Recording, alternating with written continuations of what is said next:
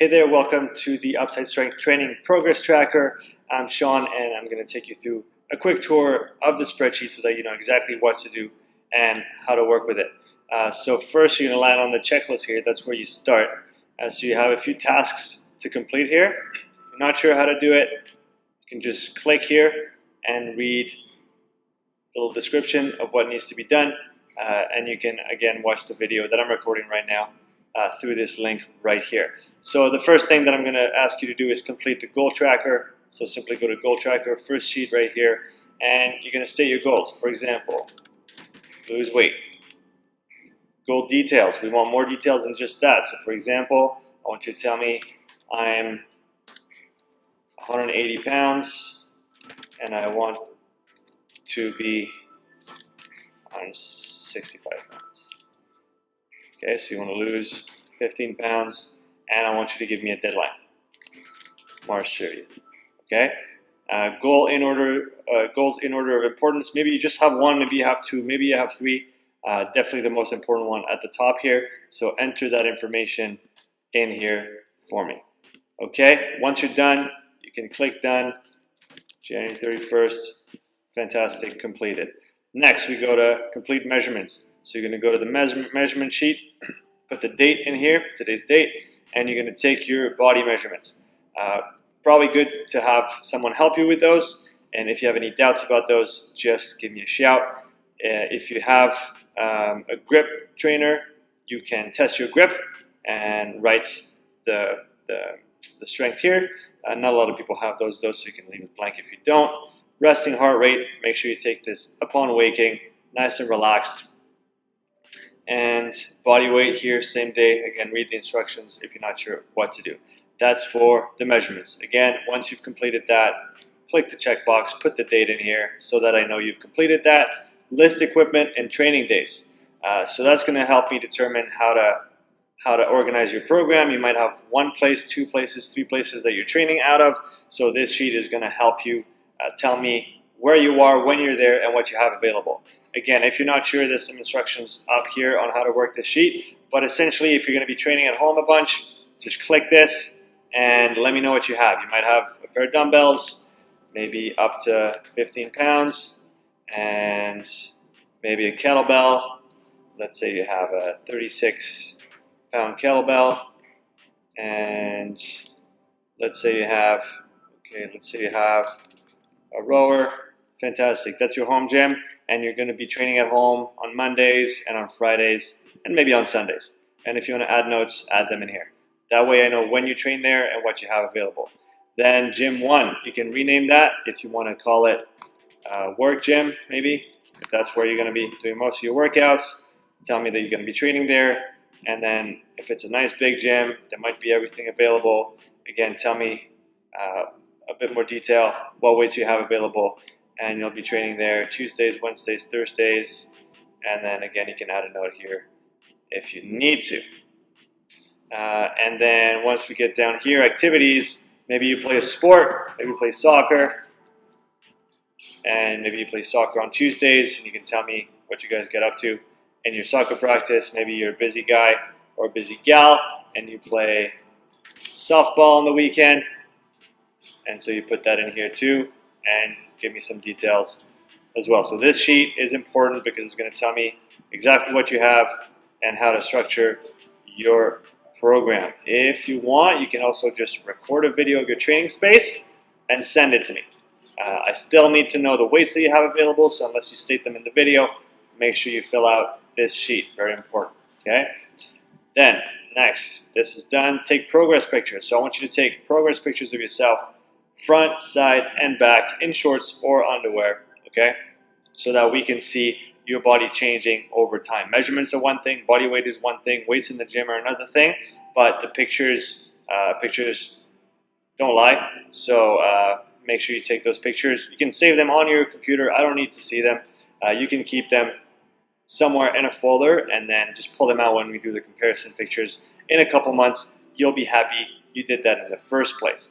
Once all this is filled out, I'm going to, here in the assessment sheet, I'm going to put in red which exercises I want you to do, like so, and so you're going to record here. So For each exercise, you have a top slot and a bottom slot. And as you can see here, the top slot contains the date. For example, today is January 31st, and the result goes here.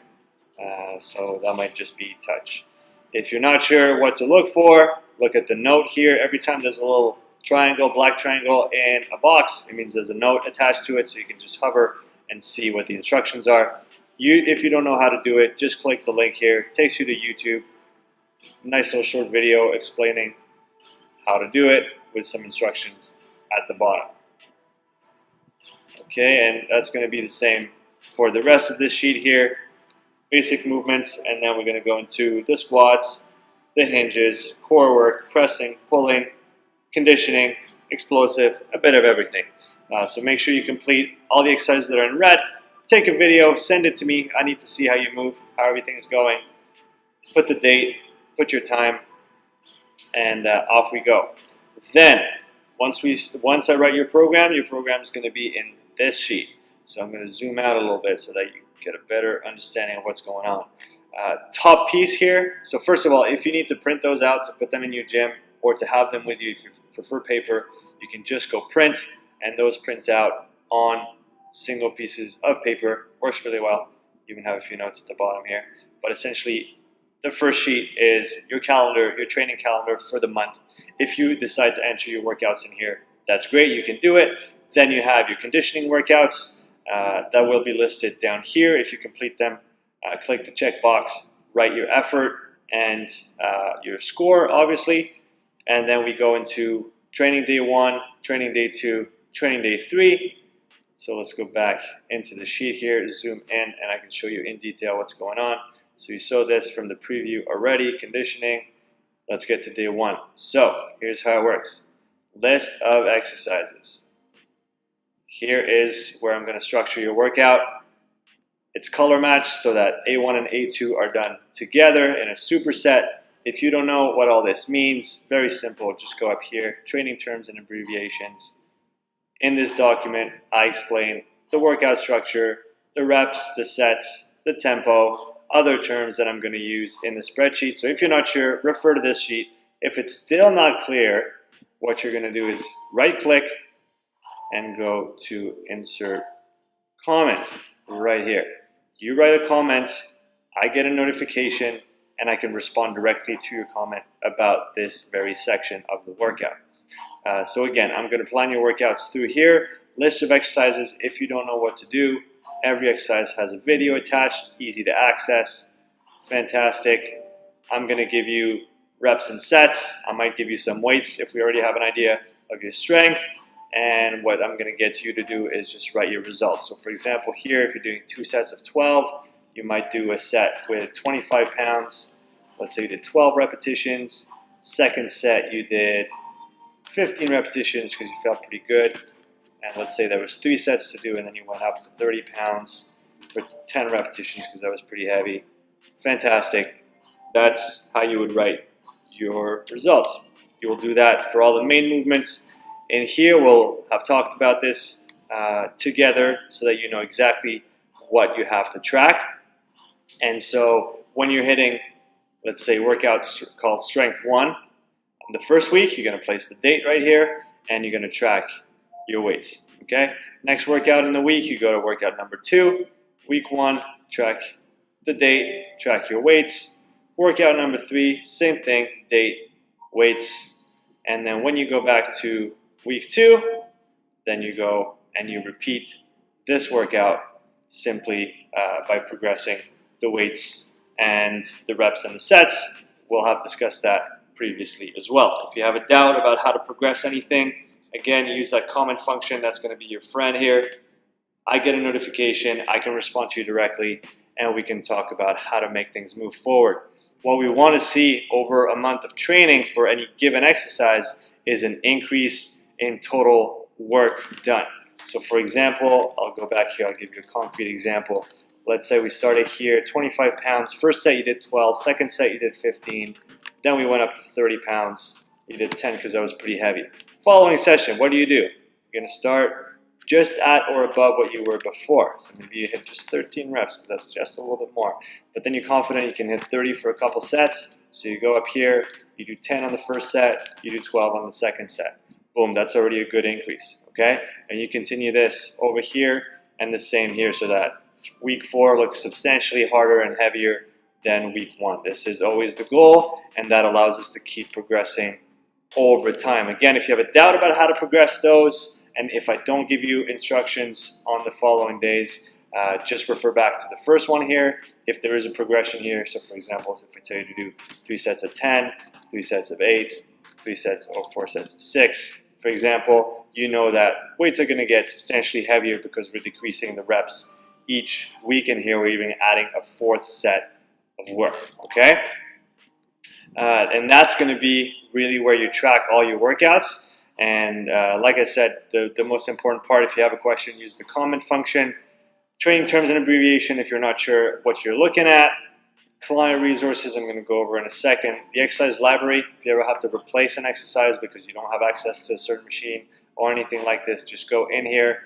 You have all the movements broken down. Let's say knee dominant. So that's also called a squat. And so if you go here, you have all the different squat variations with all the videos linked, okay?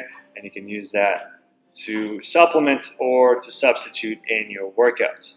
Okay, now client resources, you can access that from your workout sheet, or if we go back to the checklist, client resources is right here.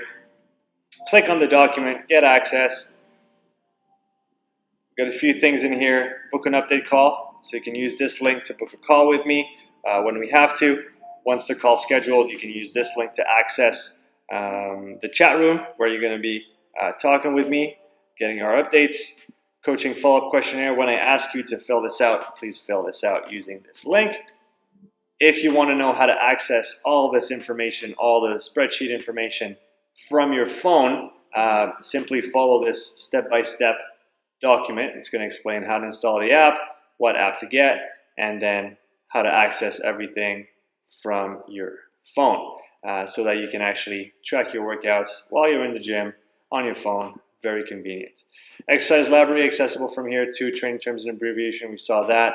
Solo training cheat sheet. If you're training by yourself, you're not sure what to think about during different movements, just look in here, and for every kind of movement, so if you're doing a jump, you're going to focus on this, you're going to think about this, and you're going to try to feel that. Squat, same thing. For each category of movement, each movement pattern, let's say, you'll have different focus points. So that's a good one to have as well. Rep max calculator, if you want to play around with this, you can come in here. And if you want to know what your estimated 1 rep max is, for example, so let's say you did 10 reps at 150 pounds. Let that thing work a little bit. All right, 10 reps at 150 pounds means you should be able to do 200 pounds for 1 rep. And you have the breakdown of all the reps here. So that's a good way to estimate. Say you did 8 reps at 170 pounds. You know that your estimated 1 rep is 230. So if you have to do sets of 10, you got to drop it down to about 160. If you're going to go up to sets of 3, you can probably go into 190s. It's going to be a good indicator.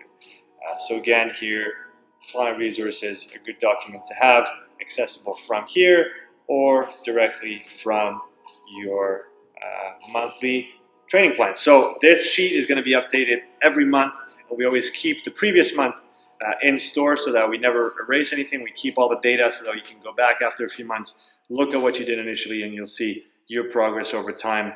And again, in the tracking sheet, we can track over time your progress. Say your max hold on January 31st when you do the test. This would be in red if you had to do it. So let's say you have to do a front plank and you can do 45 seconds. We're going to test again, maybe March 3rd, and you're going to get 1 minute, 10 seconds. Boom, here's your improvement. And we're going to track those over time. Fantastic. I went over everything. If I forgot anything, shoot me an email. You know where to find me. In the meantime, you guys have a great day.